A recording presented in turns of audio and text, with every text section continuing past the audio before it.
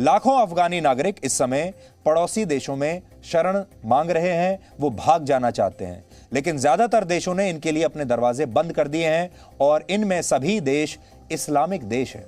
इसे समझने के लिए यह तस्वीर देखिए।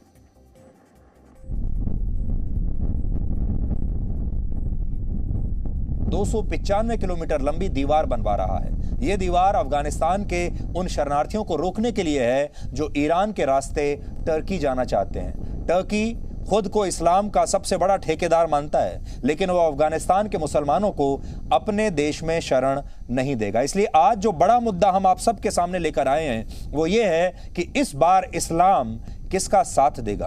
क्या इस्लाम तालिबान के साथ है या इस्लाम उन मासूम लोगों के साथ है जिनकी जान इस समय अफगानिस्तान में खतरे में है। क्या इस्लाम उन महिलाओं का साथ देगा जो इस समय अफगानिस्तान में अपने अस्तित्व की लड़ाई लड़ रही हैं और जिन्हें अब पुराने जमाने में धकेल दिया जाएगा जहां उन्हें काम करने की भी आजादी नहीं है।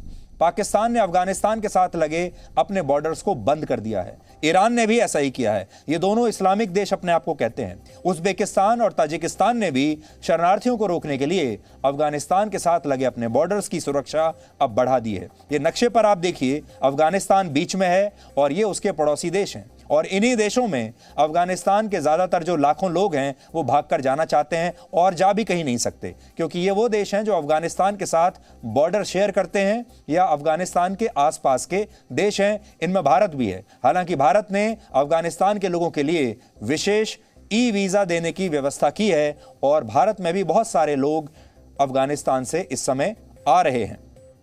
लेकिन बड़ा सवाल यह है कि अफगानिस्तान के चारों तरफ जो ये देश हैं ये सब अपने आप को इस्लामिक देश कहते हैं। अब इस्लाम जो है और ये इस्लामिक देश किसे असली मुसलमान मानते हैं? तालिबान को मानते हैं या अफगानिस्तान के आम नागरिकों को मानते हैं जो भाग जाना चाहते हैं?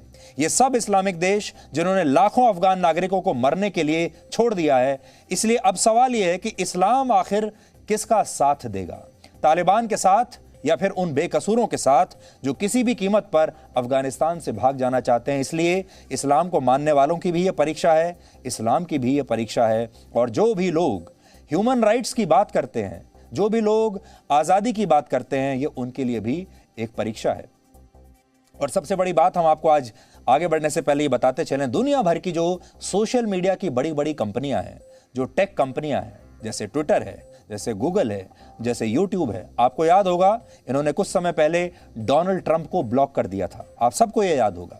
डोनाल्ड ट्रंप को दुनिया की सब बड़ी टेक्नोलॉजी कंपनियों ने, सोशल मीडिया कंपनियों ने ब्लॉक कर रखा है। लेकिन इन सब कंपनियों ने अभी तक तालिबान को ब्लॉक नहीं किया है।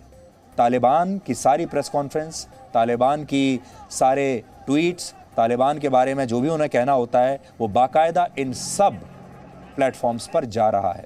अब आप सोचिए, तालिबान बड़े आतंकवादी हैं या फिर डोनाल्ड ट्रंप तालिबान से भी बड़े आतंकवादी हैं? कल हमने आपको काबुल एयरपोर्ट पर अमेरिका की एयरफोर्स के एक विमान से लटके उन लोगों की तस्वीरें दिखाई थीं जो किसी भी तरह तालिबान से अपनी जान बचाना चाहते थे और जानलेवा कोशिश कर रहे थे अपनी जान बचाने के लिए, और इनमें से कुछ लोग विमान से गिरकर मारे भी गए। अब आप उसी विमान के टेक ऑफ का एक नया वीडियो देखिए जो विमान पर लटके एक अफगान नागरिक ने ही अपने मोबाइल फोन से बनाया है। और ये किसी हॉलीवुड फिल्म का स्टंट नहीं है, किसी बॉलीवुड फिल्म का स्टंट नहीं है, क्योंकि आपने अक्सर फिल्मों में जो बड़े बड़े नायक होते हैं उन्हें तो ये स्टंट करते देखा होगा, लेकिन ये असली जीवन, असली जिंदगी का स्टंट है और ये स्टंट किया गया है अपनी जिंदगी बचाने के लिए। आप खुद देखिए।